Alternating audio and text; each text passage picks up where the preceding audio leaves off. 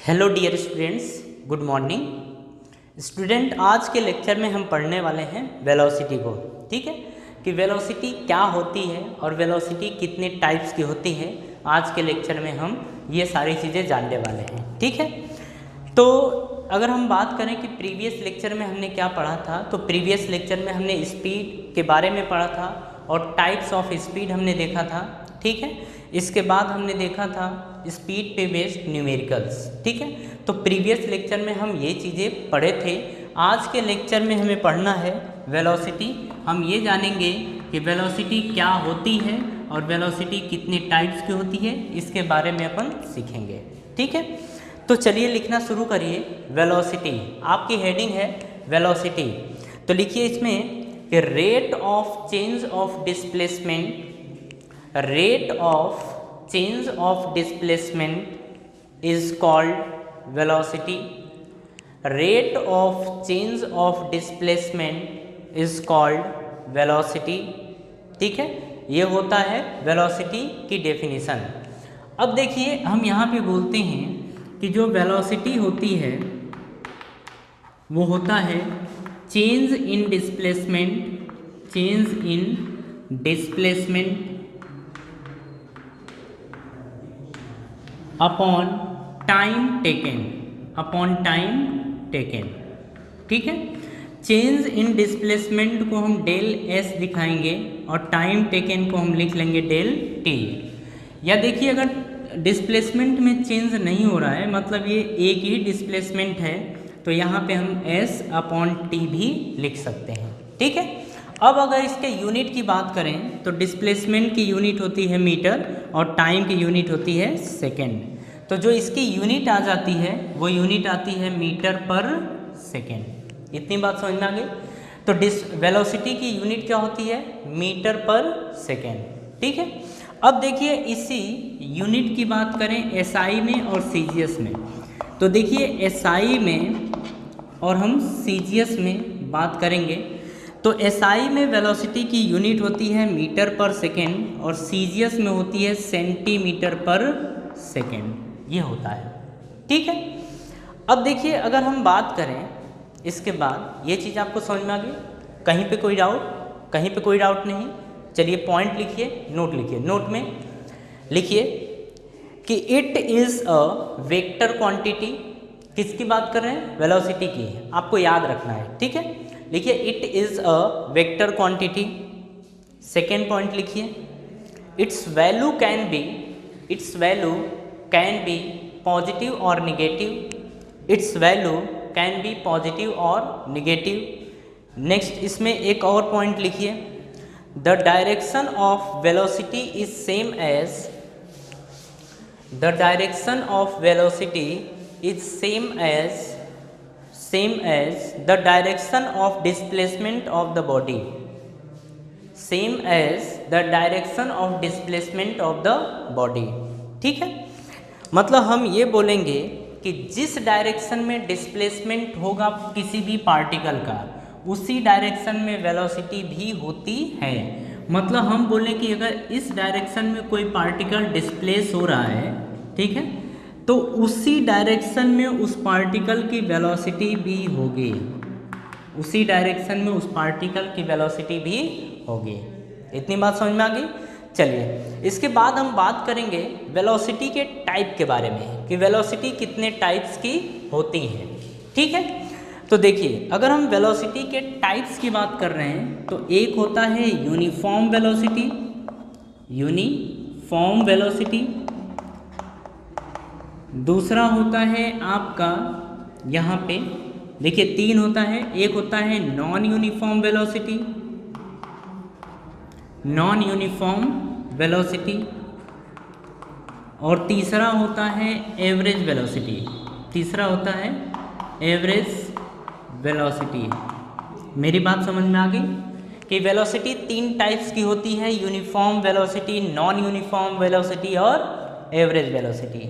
ठीक है, अब यहाँ पे आप समझिएगा यूनिफॉर्म वेलोसिटी को हम कांस्टेंट वेलोसिटी भी बोलते हैं, कांस्टेंट वेलोसिटी। ठीक है, नॉन यूनिफॉर्म वेलोसिटी को हम वेरिएबल वेलोसिटी भी बोलते हैं, वेरिएबल वेलोसिटी ये भी बोला जाता है। ठीक है, ये होता है। तो ये तो वेलोसिटी के टाइप्स की बात थी। अब लिखेंगे यूनिफॉर्म वेलोसिटी या कांस्टेंट वेलोसिटी। आपकी हेडिंग है यूनिफॉर्म वेलोसिटी, ब्रैकेट में लिखेंगे कांस्टेंट वेलोसिटी, यूनिफॉर्म वेलोसिटी और कांस्टेंट वेलोसिटी। ठीक है, लिखिए if a body travels in a straight line, if a body travels in a straight line and moves equal distance in equal interval of time and moves equal distance in equal interval of time, then this type of velocity is called, then this type of velocity is called uniform velocity, uniform velocity। अब समझिएगा, हम बोल रहे हैं कि कोई object है जो जिसको यहाँ से यहाँ तक जाना है। ठीक है, तो अगर ये ऑब्जेक्ट मान लेते हैं कि ये डिस्टेंस x डिस्टेंस है, ये भी x डिस्टेंस है, और ये 5 सेकेंड में x डिस्टेंस ट्रेवल कर रहा है, नेक्स्ट 5 सेकेंड में ये फिर से x डिस्टेंस ट्रेवल कर रहा है, डायरेक्शन इसकी सेम है, सेम डायरेक्शन में मूव कर रहा है, तो हम बोल रहे हैं कि इक्वल टाइम इंटरवल में इक्वल डिस्प्लेसमेंट या डिस्टेंस ट्रेवल कर रहा है। तो इस टाइप के मोशन को बोला जाता है, इस टाइप की वेलोसिटी को बोला जाता है यूनिफॉर्म वेलोसिटी। समझ में बात आ गई? चलिए इसके बाद लिखिए, इसी में एक एरो लगा के लिखिए the velocity of a body, the velocity of a body can be changed in two ways, can be changed in two ways। मतलब ये होता है कि हम इसकी वेलोसिटी को या वेलोसिटी को हम दो तरीके से चेंज कर सकते हैं। एक समझिएगा, पहला तो हम उसकी स्पीड बढ़ा के या घटा के वेलोसिटी चेंज कर सकते हैं, या फिर उस पार्टिकल की वेलोसिटी को कांस्टेंट रखें और इसकी डायरेक्शन चेंज कर दें, तब भी हम बोल देंगे कि वेलोसिटी चेंज हो गई है। ठीक है, तो लिखिए इसमें कि by changing the speed of a body, by मतलब फर्स्ट पॉइंट है इसमें कि by changing the speed of a body, second point by keeping the speed constant, by keeping the speed constant but changing the direction, but changing the direction. बात समझ में आ गई? चलिए इसके बाद लिखिए इसमें non uniform velocity, non uniform velocity. ठीक है, आपकी हेडिंग इसके बाद है नॉन यूनिफॉर्म वेलोसिटी।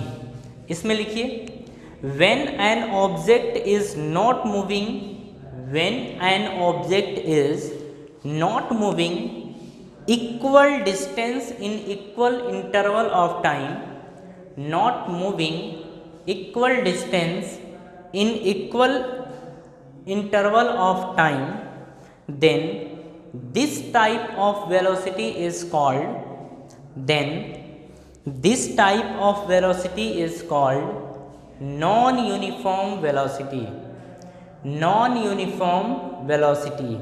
बात समझ में आ गई? तो ये होती है नॉन यूनिफॉर्म वेलोसिटी की डेफिनेशन। ठीक है, इसके बाद देखिए हम बात करने वाले हैं एवरेज वेलोसिटी की, कि एवरेज वेलोसिटी होता क्या है। तो आपकी हेडिंग है एवरेज वेलोसिटी। इसमें आप लिखिए कि it is the ratio of the, it is the ratio of the total displacement to the total time interval, it is the ratio of the total displacement to the total time interval, total time interval in which the displacement occurs, the displacement occurs। ठीक है, total displacement और total time के ratio को बोला जाता है average velocity. क्या बोलते हैं? Average velocity. तो यहाँ पे ध्यान से देखिएगा, हम बात कर रहे हैं एवरेज वेलोसिटी की, ठीक है। तो जो एवरेज वेलोसिटी होती है ये होता है total displacement upon total time taken, upon total time taken, ठीक है, ये होता है। अगर हम टोटल डिस्प्लेसमेंट की बात करें तो s और टोटल टाइम की बात करें तो t, यही होता है एवरेज वेलोसिटी, ठीक है। इसको हम v एवरेज भी दिखा सकते हैं, ये होती है एवरेज वेलोसिटी का फॉर्मूला, ठीक है। अगर इसके यूनिट की बात करें तो ये डिस्प्लेसमेंट की यूनिट मीटर और टाइम की यूनिट सेकेंड, तो इसके यूनिट की बात करेंगे तो आएगा मीटर पर सेकेंड। बात समझ में आ गई? नहीं आई? कोई डाउट नहीं? चलिए नीचे एक एरो लगाइए और लिखिए कि if the velocity of a body, if the velocity of a body is changed with a uniform rate,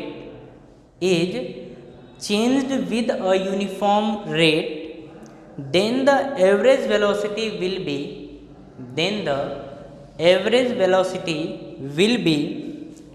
given by the arithmetic mean of initial and final velocity for a given time interval, ठीक है।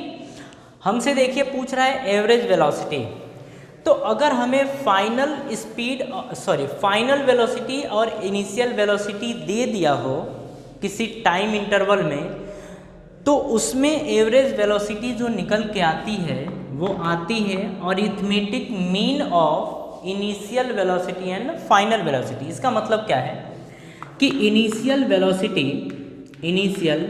Velocity plus final velocity by 2, ये होता है, ठीक है।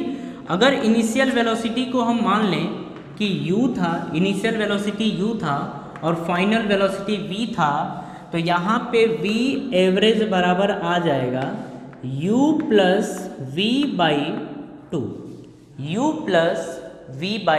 2 आ जाएगा, और ये होगा आपका एवरेज वेलोसिटी, ठीक है। तो ये तो हमारा हो गया। इसके बाद एक और लिखेंगे आप, ठीक है। इसमें भी आप समझेंगे कि एवरेज वेलोसिटी का एक और तरीका होता है निकालने का, और सेम फॉर्मूला यही आएगा। देखिए इसमें जैसे क्वेश्चन जिस तरीके से या जिस हिसाब से क्वेश्चन आपका दिया होगा उसी हिसाब से आप वर्क करने वाले हैं, ठीक है। इसमें लिखिए, हेडिंग लिखिए, एवरेज वेलोसिटी इन uniformly accelerated motion. Average velocity इन यूनिफॉर्मली एक्सेलरेटेड मोशन मतलब ये है कि एवरेज वेलोसिटी तब निकालनी है जब एक्सेलरेशन यूनिफॉर्म हो, ठीक है। हमें क्वेश्चन में दे देता है कि यूनिफॉर्म एक्सेलरेशन से कोई ऑब्जेक्ट मूव कर रहा है, तो फिर हम कैसे निकालते हैं यहाँ पे एवरेज वेलोसिटी, वो देखिए। तो लिखिए इसमें, if the motion is uniformly accelerated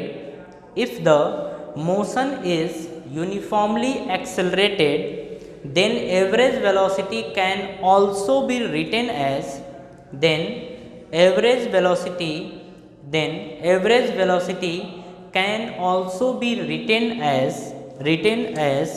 अब देखो जैसे था वही कि एवरेज वेलोसिटी जो होगा, एवरेज वेलोसिटी उसको हम कैसे लिख पाएंगे जब कांस्टेंट या यूनिफॉर्म एक्सेलरेशन हो, तो भी आएगा initial velocity plus final velocity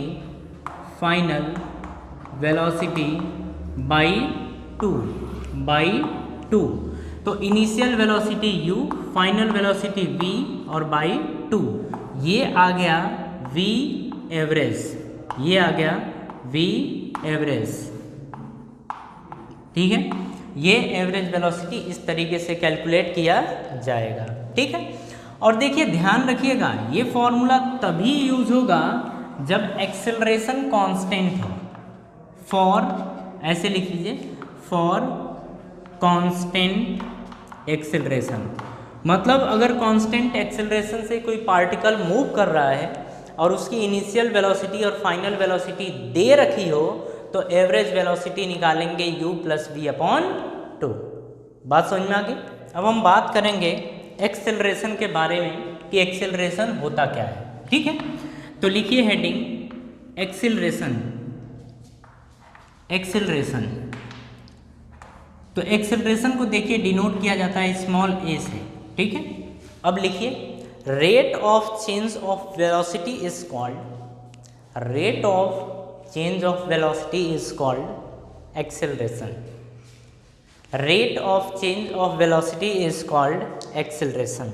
ठीक है, तो हम यहाँ पे बोलते हैं कि जो एक्सेलरेशन होता है वो होता है change in velocity, change in velocity upon time taken, upon time taken, ये होती है हमारी एक्सेलरेशन। ये बात आप समझ गए। अब देखिए एक्सेलरेशन को हम अच्छा लिखने के लिए हम यहाँ पे समझते हैं क्या क्या चीज़ हमें गिवन है।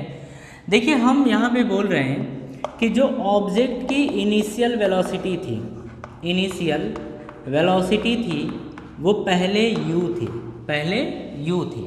ठीक है, लेकिन कुछ टाइम बाद, मतलब जो टाइम लिया गया है वो लिया गया है t, तो t टाइम बाद जो इसकी वेलोसिटी है मीन्स फाइनल वेलोसिटी वो हो जाती है v के बराबर।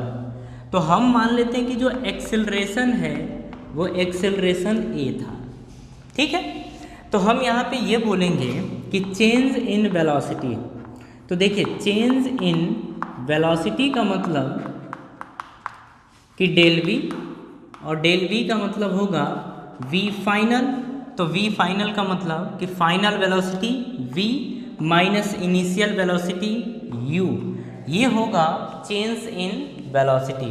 ठीक है, अब इसी को हम फॉर्मूले में पुट कर दें तो acceleration is equals to acceleration, यानी कि a इज इक्वल्स टू आ जाएगा चेंज इन वेलोसिटी मतलब v minus u upon time taken is t। ठीक है, ये निकल के आ गया। तो इतनी चीज़ें याद रखिएगा कि जब एक्सेलरेशन हमें निकालना होता है तो हम इस तरीके से निकालते हैं, और एक्सेलरेशन होता है change in velocity upon time taken. कोई डाउट? कोई डाउट नहीं। इसमें देखिए ध्यान से कि जो u है वो इनिशियल वेलोसिटी है, t है टाइम टेकन है, और v फाइनल वेलोसिटी, और जो एक्सेलरेशन मिलने वाला है वो एक्सेलरेशन है। ठीक है, अब इसमें एक नोट लिखिए, ये चीज़ तो हो गया, नोट लिखिए कि acceleration is a vector quantity, acceleration is a vector quantity. ठीक है, acceleration is a vector quantity, तो a इज इक्वल्स टू आया था v अपॉन टी या डेल v बाई टी, ये आया था। अगर हम वेलोसिटी की बात करें तो वेलोसिटी की यूनिट होती है मीटर पर सेकेंड और टाइम की यूनिट होती है सेकेंड, ये होती है। ठीक है, अब देखिए यहाँ पे हम बात करने जा रहे हैं यूनिट की, यूनिट की बात करने जा रहे हैं। तो एक होती है SI यूनिट और दूसरी CGS यूनिट। ठीक है, अब यहाँ पे देखा जाए तो ये देखिए यहाँ पे मीटर अपॉन सेकेंड लिखा है, तो सेकेंड बाई 1 लिख सकते हैं क्योंकि ये m बाई एस था, लेकिन ये केवल अकेले s था, तो s बाई 1 भी लिख सकते हैं। तो इसका ऊपर मल्टीप्लाई कर दीजिए, बीच का बीच में कर दीजिए, तो metre into 1 upon s into s, यानी आ जाएगा मीटर पर सेकेंड का स्क्वायर। ठीक है, तो जो SI यूनिट होगी वो मीटर पर सेकेंड का स्क्वायर आएगा, और CGS जो यूनिट होती है उसमें मीटर के प्लेस पे सेंटीमीटर आ जाता है। ठीक है, तो ये आएगा CGS यूनिट सेंटीमीटर पर सेकेंड का स्क्वायर। तो ये यूनिट हो जाएगी एक्सेलरेशन का। कहीं पे कोई डाउट? कहीं पे कोई डाउट नहीं? समझ में कहीं बात आई? कहीं पे दिक्कत है? नहीं दिक्कत है। चलिए आगे मूव करते हैं, और आगे मूव करिए और नोट लिखिए। नोट में लिखिए एक्सेलरेशन कैन बी पॉजिटिव और negative. Acceleration can be positive और निगेटिव। बात समझ में आ गई? एक्सेलरेशन पॉजिटिव भी हो सकता है और निगेटिव भी हो सकता है। अगर हम बात करें एक्सेलरेशन के टाइप की, मतलब टाइप्स ऑफ एक्सेलरेशन, अगर हम इनकी बात करें तो ध्यान से देखिए, हम इसमें दो टाइप्स का एक्सेलरेशन देखते हैं। एक देखते हैं यूनिफॉर्म एक्सेलरेशन, यूनिफॉर्म एक्सेलरेशन। दूसरा होता है हमारा non uniform acceleration. Non uniform acceleration ये होता है, ठीक है। एक यूनिफॉर्म एक्सेलरेशन, दूसरा नॉन यूनिफॉर्म एक्सेलरेशन ये होता है। आपको बात समझ में आ गई? अब लिखिए फर्स्ट हेडिंग यूनिफॉर्म एक्सेलरेशन। मतलब हम ये समझेंगे कि यूनिफॉर्म एक्सेलरेशन किसे बोला जाता है, ठीक है। तो लिखिए if the velocity of the body, if the velocity of the body increases by equal amount, increases by equal amount in equal interval of time, equal amount in equal interval of time, it is said to be uniformly accelerated, uniformly accelerated। ये बात समझ में आई? देखिए क्या होता है कि अगर ऑब्जेक्ट की वेलोसिटी धीरे धीरे या अपन बोले इक्वल टाइम इंटरवल में इक्वल इंक्रीज हो रहा है, मतलब ये समझिए कि कोई ऑब्जेक्ट था, ये जा रहा है, मतलब ऐसे समझिए कि यहाँ से ये 0 था, ठीक है। मान लेते हैं कि ये 5 मीटर पर सेकेंड के स्क्वायर से जा रहा था, ठीक है। लेकिन t is equal to 5 second, मतलब 5 सेकेंड में मान लेते हैं 2 यूनिट बढ़ गया, मतलब एक्सेलरेशन इसका कितना था 5 मीटर पर सेकेंड का स्क्वायर, लेकिन 5 सेकेंड बाद इसका 7 मीटर पर सेकेंड का स्क्वायर हो गया, मतलब बढ़ा है 2 मीटर पर सेकेंड का स्क्वायर। 5 सेकेंड में कितना बढ़ गया 2। हम मान लेते हैं कि फिर से 5 सेकेंड जो टाइम लगा है, मतलब फिर से 5 सेकेंड टाइम लगता है, तो उसमें भी 2 ही यूनिट बढ़ती है, मतलब 7 से हो जाता है 9 मीटर पर सेकेंड का स्क्वायर, मतलब फिर से कितना बढ़ा है 2 यूनिट बढ़ा है। मेरी बात समझ में आ रही है? तो हम क्या बोलते हैं कि इस टाइप का एक्सेलरेशन जो होता है वो कहलाता है यूनिफॉर्म एक्सेलरेशन, ठीक है। अब इसमें नोट लिखिए, अपन नोट लिखिए या फिर एग्जाम्पल लिखिए, जैसे मतलब हम कहाँ कहाँ यूनिफॉर्मली एक्सेलरेटेड मोशन देखते हैं, हम उसकी बात कर रहे हैं, ठीक है। तो लिखिए इसमें कि the motion of freely falling body, the motion of freely falling body is an example of uniformly accelerated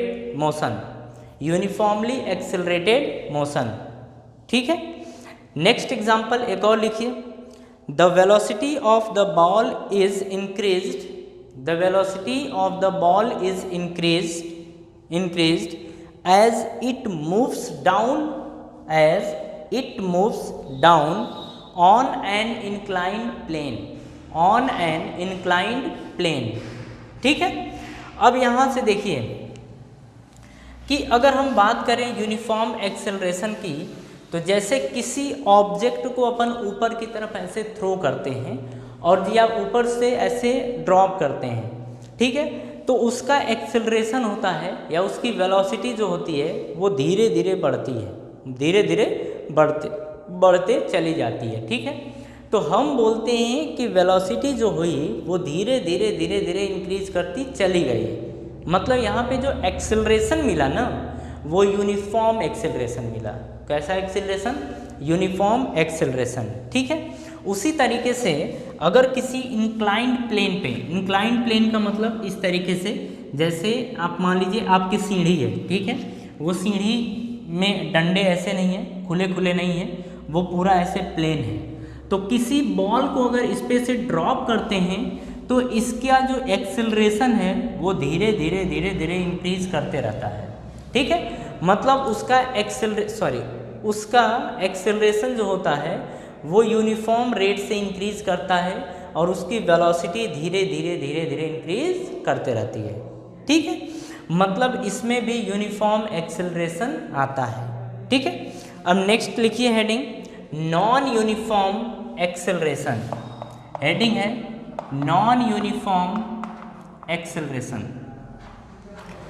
यहाँ पे देखिए क्या मतलब है नॉन यूनिफॉर्म एक्सेलरेशन में कि अगर किसी ऑब्जेक्ट को हम थ्रो करते हैं, अगर किसी ऑब्जेक्ट को हम थ्रो करते हैं तो वो यूनिफॉर्म रेट से उसकी वेलोसिटी नहीं बढ़ती है। जैसे आप एक बाइक ले जा रहे हैं, एक भीड़ भाड़ एरिया में जब लेके जाते हैं तो कभी आपकी बाइक तेज़ होती है, कभी आपकी बाइक धीरे होती है, तो वहाँ भी बोलते हैं कि हम नॉन यूनिफॉर्म एक्सेलरेशन से उस बाइक को चला रहे हैं। ठीक है, नॉन यूनिफॉर्म एक्सेलरेशन के साथ वो बाइक चल रही है।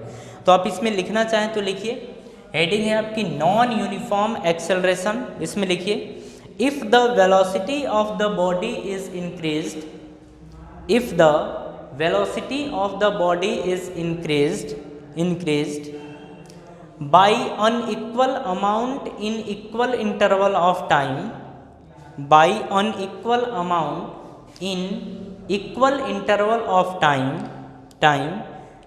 comma, it is said to be moving with non-uniform acceleration. It is said to be moving with non-uniform acceleration. ये चीज़ समझ में आ गई? कहीं दिक्कत नहीं? लिखिए इसमें दैट इज मतलब एग्जाम्पल लिखिए, the motion of the vehicle, the motion of vehicle on a crowded road, on a crowded road. समझ गए? चलिए गुड। तो ये था एक्सेलरेशन। ठीक है, अब हम बात करेंगे रिटार्डेशन की कि रिटार्डेशन होता क्या है। तो देखिए हम बोलते हैं रिटार्डेशन, तो हम हेडिंग भी लिख लेते हैं रिटार्डेशन। तो देखिए रिटार्डेशन में हम देखेंगे ये कि अगर कोई ऑब्जेक्ट है वो हम बोलते हैं कि उसका जो एक्सेलरेशन है या जो उसकी वेलोसिटी है, उसकी वेलोसिटी इस डायरेक्शन में है, लेकिन ऑब्जेक्ट धीरे धीरे कम हो रहा है। मतलब ऑब्जेक्ट की वेलोसिटी धीरे धीरे कम हो रही है, मतलब ऑब्जेक्ट आगे की तरफ तो मूव कर रहा है किसी वेलोसिटी से, लेकिन उसकी जब वेलोसिटी धीरे धीरे कम होती है तो इस टाइप के एक्सेलरेशन को बोलते। देखो वेलोसिटी कम हो रही है मतलब चेंज हो रही है, तो वेलोसिटी चेंज हो रही है तो यहाँ पे निगेटिव चेंज हो रहा है, मतलब कि ऑब्जेक्ट धीरे धीरे कम हो रहा है, तो हम यहाँ पे बोलते हैं कि जो एक्सेलरेशन यहाँ पे मिलेगा उसी का नाम होगा निगेटिव एक्सेलरेशन, या उसी को बोला जाता है रिटार्डेशन। उसी को क्या बोला जाता है? रिटार्डेशन बोला जाता है। ठीक है, तो लिखिए इसमें negative acceleration is called retardation.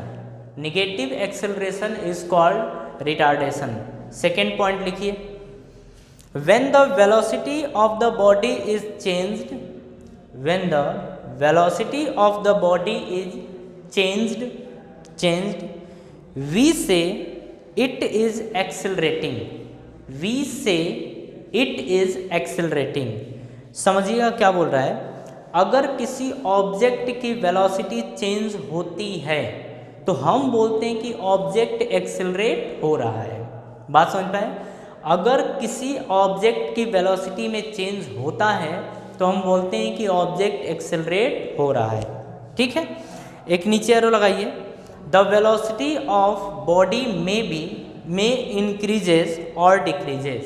Arrow लगा के लिखिए, the velocity of body may increases और डिक्रीजेस, मतलब किसी ऑब्जेक्ट की वेलोसिटी इंक्रीज हो सकती है या डिक्रीज हो सकती है। ठीक है, नेक्स्ट इसी में लिखिए नीचे वाली लाइन से, डिपेंडिंग ऑन द इंक्रीजेस और decreases of velocity of the body, increases और decreases velocity of the body. ठीक है, ये हो गया। अब इसी में लिखिए नीचे से, we say that the body is either accelerated और retarded. We say that the body is either accelerated और रिटार्डेड। ठीक है, देखिए किसी बॉडी के वेलोसिटी या तो घटेगी या तो बढ़ेगी। घटने बढ़ने के बेस पे ही हम बोलते हैं कि ऑब्जेक्ट जो है वो एक्सेलरेट कर रहा है कि रिटार्ड कर रहा है, एक्सेलरेट कर रहा है कि रिटार्ड कर रहा है। ठीक है, नीचे एरो लगाइए और लिखिए, if velocity of the body is decreased, if the velocity of the body is decreased, its acceleration is negative। बोल रहा है कि अगर ऑब्जेक्ट की वेलोसिटी डिक्रीज हो रही है, ऑब्जेक्ट की वेलोसिटी अगर डिक्रीज हो रही है, कहने का मतलब ये है कि पहले वो चल रहा था 5 मीटर पर सेकेंड से और बाद में ये चल रहा है 4 मीटर पर सेकेंड से। तो देखिए पहले 5 है, बाद में 4 है, मतलब वेलोसिटी डिक्रीज कर रही है। अगर वेलोसिटी डिक्रीज कर रही है तो यहाँ पे एक्सेलरेशन मिलता है, और एक्सेलरेशन जो मिलता है वो एक्सेलरेशन होता है निगेटिव। या हम बोलते हैं कि अगर ऑब्जेक्ट की वेलोसिटी घटती है तो जो एक्सेलरेशन होता है वो निगेटिव एक्सेलरेशन होता है। बात समझ में आई? चलिए सेकेंड एरो लगाइए और लिखिए, if velocity of object is increased, if velocity of body is increased, its acceleration is positive, its acceleration is positive। बोल रहा है कि अगर ऑब्जेक्ट की वेलोसिटी बढ़ रही है, मतलब पहले वो 4 मीटर पर सेकेंड से जा रहा था, बाद में वो 5 मीटर पर सेकेंड से जा रहा है, तो हम बोल रहे हैं कि इसकी वेलोसिटी इंक्रीज कर रही है। ठीक है, अगर वेलोसिटी इंक्रीज कर रही है तो भी एक्सेलरेशन मिलेगा, लेकिन इंक्रीज जब करती है तो वही एक्सेलरेशन होता है पॉजिटिव, मतलब हम बोलेंगे पॉजिटिव एक्सेलरेशन। बात समझ में आ गई? तो देखिए यहाँ पे अगर हम रिटार्डेशन का फॉर्मूला लिखें तो जैसा फॉर्मूला एक्सेलरेशन का होता है वैसा ही रिटार्डेशन का भी होगा। ठीक है, तो हम लिखेंगे रिटार्डेशन। तो रिटार्डेशन होता है change in velocity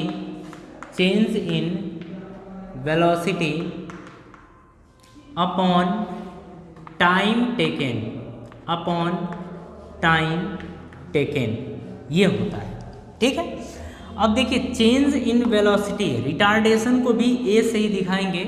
change in velocity में हम ऐसा बोल दें कि फाइनल वेलोसिटी जो है, फाइनल वेलोसिटी वो v है, और इनिशियल वेलोसिटी जो है वो u है। ठीक है, और टाइम टेकन यहाँ पे जो टाइम टेकन है वो t है। तो यहाँ से जो रिटार्डेशन यानी कि a, रिटार्डेशन को भी अपन शो करेंगे, डिनोट करेंगे a से ही। ठीक है, तो a is equals to change in velocity का मतलब होता है final velocity minus initial velocity. तो final velocity v minus initial velocity u upon time taken t। लेकिन अगर रिटार्डेशन का केस है तो ये फास्ट होगा, मतलब यहाँ पे वेलोसिटी क्या होगी? फास्ट, शुरुआती वेलोसिटी फास्ट, और जो फाइनल वेलोसिटी होगी वो स्लो होगा। ठीक है, तो अगर इस टाइप की वेलोसिटी मिलती है कि बाद में स्लो हो जाए और पहले फास्ट रहे, तो यहाँ पे हमें रिटार्डेशन मिलता है। मतलब ये कि जो एक की वैल्यू आएगी वो निगेटिव आएगी, तो यहीं से हम बोल देते हैं कि ये रिटार्डेशन हो रहा है। ठीक है, तो ये हो गया।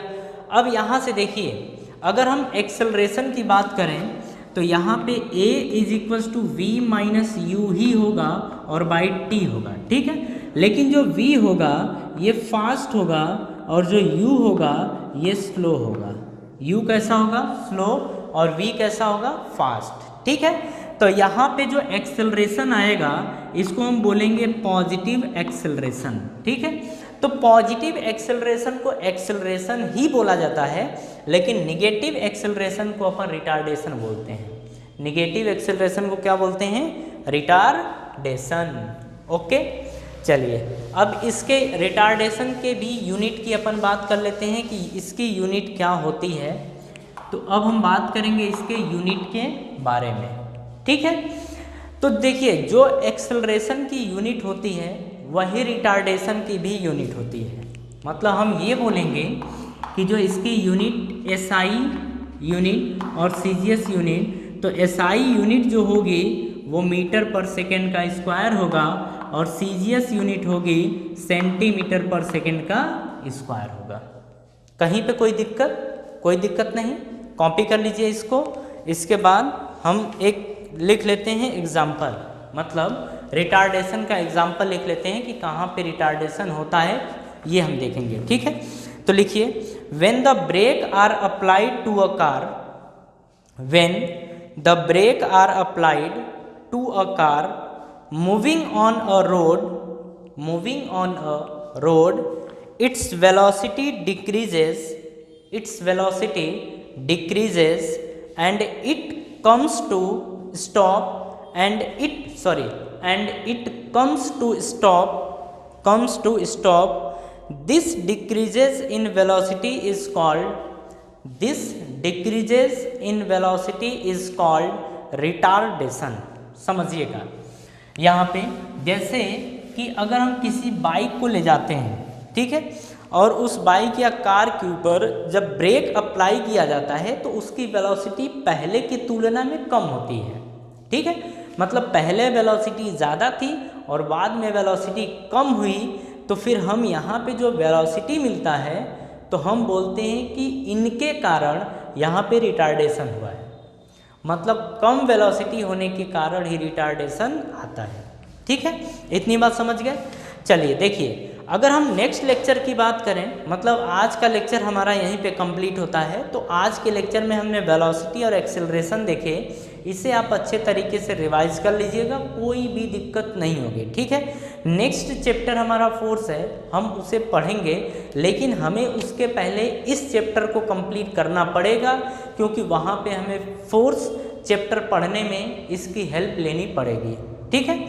अब देखिए, नेक्स्ट लेक्चर में हम सीखेंगे इक्वेशन ऑफ मोशन के बारे में, डेराइव करेंगे इक्वेशन ऑफ मोशन को, फिर इस पे बेस्ड क्वेश्चन करेंगे, उसके बाद हम ग्राफिकल मेथड पढ़ेंगे, मतलब ग्राफ पढ़ेंगे, ठीक है। तो आज का लेक्चर हम यहीं पे समाप्त करते हैं, मिलते हैं नेक्स्ट लेक्चर में। तो थैंक यू।